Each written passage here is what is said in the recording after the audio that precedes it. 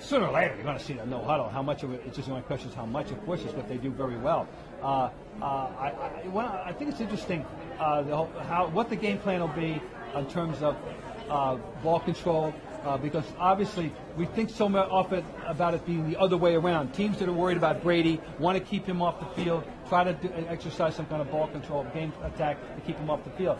Well, the Giants' offense is kind of scary right now, the way Eli and his receivers are playing and the way Bradshaw and Jacobs are running. Maybe the Patriots want to do a little rope-a-dope. Maybe they want to try and find a way to keep to have long drives. They don't want to have big hitters. Not that they have been too much of big hitters in the postseason anyway. But anyway, it's going to be very interesting to see how that happens. So, yeah, I think there's going to be some very definitely strategy here. We're going to see. But the no huddle, of course, is always a part. That doesn't mean they can't implement a strategy that encompasses the no huddle and the ball control. So, but no huddle, absolutely. All right, Bob. Jimmy finally came through with the question you were expecting. How much trouble do you think the Patriots will have covering the Giants' receivers and tight end? Well, it's going to have to be a group effort. There's going to have to be some very exotic scheming. There's going to have to be, because one-on-one, it's just, I don't see how they can cover some of these guys. I don't know who's going to cover Victor Cruz. They don't have cover guys of that nature. The best defensive back, I would have to say, is Chung. He's a safety. He's a hitter. That's what he does well. He's not out there. He's not supposed to be a great cover guy. McCourty, if he ever reverts back to his rookie year, now we got Kyle Harrington. He's got 7 interceptions. And he's gotten them somehow, and they've gotten him into the Pro Bowl, and yet you still don't look at him as a guy that blankets anybody. They don't have anybody like that. And it's not just one guy. I mean, Cruz is a major problem. He averages an awful lot of yards per catch. I think upwards of 19. But Nix is a handful. Nix is scary. He's having a great postseason. And Mario Manningham's not a bad afterthought receiver, having a very good postseason himself. This is the task. I don't have that answer. This is that's why we're paying those defensive people the big money to figure out the answer to this question. But if they don't figure out the answer to that question, you say, well, let's get to Eli. Well, that'd be good. That would be a good start, So, but Eli has been unbelievably unflappable, and so you hit him. It doesn't mean you've licked him, but maybe you can keep his total down. Yeah, certainly the 49ers hit him a lot. They hit him. Well, for Eli's reputation took a giant step up in the eyes of everybody. Patriots were talking about it anytime they were asked about it this week. The admiration that they have. They saw that game, and they saw him get hit literally 20 times between the sacks and the hurries and all that stuff. Hit 20 times, get up, and right in the end, still throwing pinpoint passes. Not even a hint that there's anything he's bothered by any of it. That got their attention. They really did get their attention. Now, whatever it means, somebody's going to decide, well, we really got to put him out once and for all, kind of thing. That's not their game. That's not their game. There's a couple other guys in the league I could name that I would be thinking about that way, but I don't think, frankly, the Patriots have any of those kind of guys. Van the Man wants to know who stands to lose the most or win the most in this game? Gain the most or lose the most? Interesting question. Obviously, the Patriots, would, as a 13-3 team, a slight foolish favorite, in my opinion. That's a good. The Giants, I don't think, have a lot to lose. They were 9-7. They were 7-7, and they made the late rush. And if they fall short and lose to the Patriots with Belichick and Brady, there's no disgrace. I mean, they're not going to be happy, but the world isn't going to think ill of them. You think? I don't think so at all. So I think if there's a team that people know that what's at stake for the Patriots and for Belichick and Brady, particularly in their legacy and all that stuff, maybe a little bit there. But hey, they're both going to the Hall of Fame anyway, no matter what happens on Sunday. But I think the Giants, each team can rationalize playing with house money. But to me, the Giants a little more so because, after all, when you're 7-7 and you're fighting for your life, and now you're in the Super Bowl, that's a rather large accomplishment already. Do you think if the Patriots were to lose, though, we would be revisiting the thought that they're not a good playoff team since they won their last Super Bowl? Well, we'd be honest. Because let's face it, Bob. No. They were lucky to get to beat Baltimore. Yes, they were. With the missed field goal. Yes, they were, and with the touchdown pass that wasn't. Yeah. Without question. Yes, history. Well, yeah, I do that. In that sense, then maybe the answer is the Patriots. That's a good point. Because since 2008, that means they would have had no success, no ultimate success. Yeah, one win over the Broncos team without a quarterback. Would have had all these regular season victories, and they're very nice, and they hang their hat on that. But that's not what pays off in the end, of course. And so So Belichick can have the genius label restored, and Brady can go back and in the discussion. Maybe he is the best quarterback of all time, and that's a fruitless discussion. You're never going to win that one anyway. But at least you could have a better argument for it. Matt from Boston asked, could this be Kevin Falk's last NFL game? I thought that last year. I was very happily surprised and pleasantly surprised to see him back this year. But he was hurt right away. I'd say the odds are in favor of that. Nobody said anything about that. He certainly isn't talking about that. But the decision won't be. I don't think the decision will be his, and it'll be the coach. It'll be an extraordinarily painful one. If Kevin doesn't remove the coach from the decision process, it'll be very painful for everybody concerned. So I'm almost hoping it is, because I don't want to see him have to come back and the coach have to tell him that he's not wanted. That would be very painful, because he's going to have a very secure spot in the heart of Bill Belichick. There's no question about it, and should have one in the heart of every Patriots fan. He's one of the most noble Patriots of all time. And as I say, I wish he were 2 or 3 years younger for this game. I'd feel a lot more confident. So Bean asked a question, which we've talked about, Bob, but I think this is a little bit different angle. Do you think the Patriots' offensive line will be able to protect Brady? And Bean says this is the most important factor for the Patriots. If you were to ask me which of the two scenarios scares you more, that the Giants' pass rush will disrupt Brady, and render him less efficient, or the receivers for the Giants will have their way against the Patriots secondary, I'll go with that one as the more likely scenario. Then I do have just no tangible reason, just a feeling and a confidence that the line will protect him, that he'll be protected better, and I like that chances of that better than the Patriots finding a way to stop the Giants' receivers. So, and if they can't, then obviously the only way they're going to win the game is to win a shootout, and that's always possible. But even the scenario you just described sounds like you think it's going to be a shootout. I mean, it could very well be. I think it's going to have to be. I mean, Bob hates making predictions, though. We got to get on the record about that. I hate predictions. Yeah. I think the Giants ought to be favored, and but that doesn't mean that the Patriots cannot win the game. That's a whole other matter. But.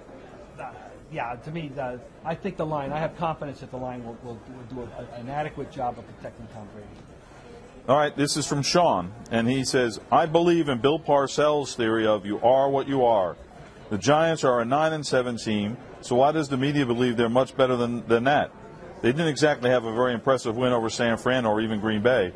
The Redskins beat the Giants twice this year, not to mention late in the year when supposedly the Giants were on a roll.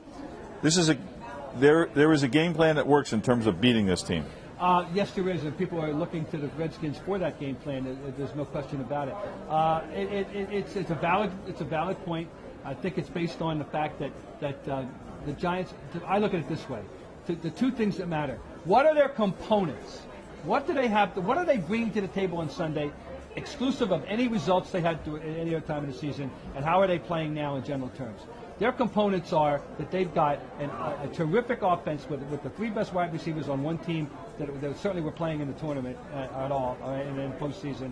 They've got this notorious pass rush that you have to step up and stop it. All right. They've got a quarterback playing as well as anybody, and they've got a coach who knows what he's doing, and I think that sums up their primary assets. And they're playing very well in general. They're coming off. Hey, they did. I beg to differ. I think beating the Packers thing was very authoritative. Yes, it was lucky against the 49ers, which tells me as much about the 49ers as it does about the Giants. In other words, that's an accomplishment. Whoever wins that game, it's an accomplishment. Either team beating the other. I think that Parcells statement is the most overblown and ridiculous statement of all his little cliches. It's simply not true that all the time you are what your record says you are. Sometimes it's true, and sometimes it isn't. It's just not always true. I mean, if you've got major injury problems, if there were major mitigating circumstances that account for your record, then it's not true. The Giants had severe injury problems in the defense in the middle part of the season. They played the Patriots and beat them without Nix and Bradshaw. They played the Patriots and beat them without some key defensive people. I'm sorry. They're a better team now. That game doesn't matter. The Redskins game, I don't care what happened in the Redskins game. I saw the Packer game. That team is a Super Bowl level team, okay? It's the same with the Patriots who lost to the Bills. I mean, who cares? It was stupid, ridiculous, should never happen. The Patriots who got here, it's a much better team than that team. So, no, that record, so forget. I love the tuna. I wanted to get in the Hall of Fame on Saturday, but that, too many people quoting a ridiculous statement, you are what your record says you are. Except when it isn't. I'm sorry. Hey, Bob, well, Van has another question here, and he could become your favorite chatter or reader, because this one is right up your alley, I know. He asks, can you speculate on surprise plays in the game? No. Pass from Edelman to Brady, question mark? I've been waiting all year on this one. And you got to believe that the Giants, first of all, if he shows up out in the slot and well, they can be in the slot. That's okay. They got to show him early out there, so it's not going to be a shock if you see 11 out there in a formation. Okay, I mean they got to start setting it up early. I've been waiting all year, and I think, well, why might as well wait to the Super Bowl if you get there, to sprint. But of course they must. Don't you think it? Don't you all believe if you've got a guy who was a record-setting college quarterback in a decent league? Okay, he was not going to be an NFL quarterback, but this guy was an accomplished passer in college football at a decent level, and he is now playing a different position for you. That he can't connect a wide open pass maybe to a guy 30 yards up the field. You're damn right he can. I've been waiting for Edelman trick play all year. And if you're ever going to see it, of course, it would be Sunday. I would be very vindicated, Joe, if they trot that one out. Now, Bob, tell them what the most underused play in football is. Greatest play in football is halfback option. It's almost disappeared from the thing. I mean, it worked for Hornan. It worked for Dave Meggett threw a touchdown pass in a playoff game. Don't forget that. And Gale Sayers, if I'm not mistaken, threw 7 touchdown passes in his career. Oh, really? Or Sayers or Peyton. Yeah. One of those two. I think Peyton. Peyton threw 7 touchdown passes. Dan Reeves did it for the Cowboys? It's a great play, and it should never go out of style, because what it comes down to, it puts pressure on that defensive back. And do I honor the pass? Do I honor the run? Whichever way I go. I mean, I'm sorry. I don't know why OCs don't incorporate the option pass into everybody's offense. But the Patriots have a guy who can do it, Julian Edelman. All right, so look, if they run it, Van and Ryan get all the credit, all right? Okay, this is from a nervous fan. Does the fact that Brady played poorly against Baltimore worry you as much as it does me? Or do you think his bad performance in that game would be motivation for him on Sunday? Oh, forget the former. It doesn't worry me in the least. It only excites me. It whets my appetite. It gets me excited thinking about how much more motivated he's going to be this week than he normally would be. I expect him to play very, very well. I'll be very surprised, and I would just say disappointed if he doesn't. No, I totally agree with the latter theory. He's going to be beyond motivation. He's going to prepare. He's going to be ready for Sunday. I don't doubt that. They're not going to lose because Tom Brady has a bad day. That's what I'm going to. That's one prediction I would be happy to make. There's a prediction, folks. Brady was asked a question about this today, about him saying that he said he sucked after the Baltimore game, and he said he was sorry he said it because he felt like it detracted from the good play of his teammates, and he's sorry he said it. And also, if you're a Patriots fan, you have to read Greg Bedard in the Globe and on Boston.com, his analysis of Patriots games on Wednesdays. And Greg went back and looked carefully at that Baltimore game, and his conclusion was that Brady played well. That it wasn't a 400-yard passing game, but these playoff games are tough, and they're good against good teams, and he played well. So. I think maybe Brady himself was a little hard on himself. Brady's a hard marker, naturally. He's going to be a hard marker on himself. There's no question about that. And let's face it, it's not very often that Tom Brady emerges for a game without throwing a touchdown pass. Right. Win or lose. And so that's part of his identity, and I think that was part of what he was thinking about. And Brady always talks about leaving points on the field, and that always bugs him. And he's just hard. He's certainly his own harshest critic. All right, Mo says Mo might be from New York. With their pass rush, good receivers, and solid QB, the Giants seem to be matched up exceptionally well with the Patriots, and they're the hot team. What do the Patriots need to do to win? First of all, I think they're going to need a little active nature somewhere. The tipped interception thing, some kind of freaky play, something to aid to abet them. Because everything this guy says, I totally agree with. On paper, it's hard not to favor the Giants. On paper, you have to have a faith, a kind of a religious faith in the Patriots and Brady and Belichick and maybe the spirituality factor with Myra and all that to favor the Patriots. Doesn't mean you can't hope for it. Doesn't mean they can't find a way to win the game, because they can find a way to win the game. It's Tom Brady and Bill Belichick, for God's sake. But the Gronkowski thing is a cloud. That worries you. We have no idea how effective he's going to be. And let's face it, if he's not effective, it's going to diminish their chances considerably. Considerably. I mean, and then making it a really difficult task. So there's a lot to worry about here. But that doesn't mean you give. I'm worried, in a sense. But I'm not giving up or anything. But what's it going to take? It's going to take them playing very well plus a break. They're going to need a break. I really believe that. Bob, thanks so much. That wraps up our live video chat from Indianapolis. We want to thank everyone for watching and sending in questions. Tomorrow I'll be here with Dan Shaughnessy for another live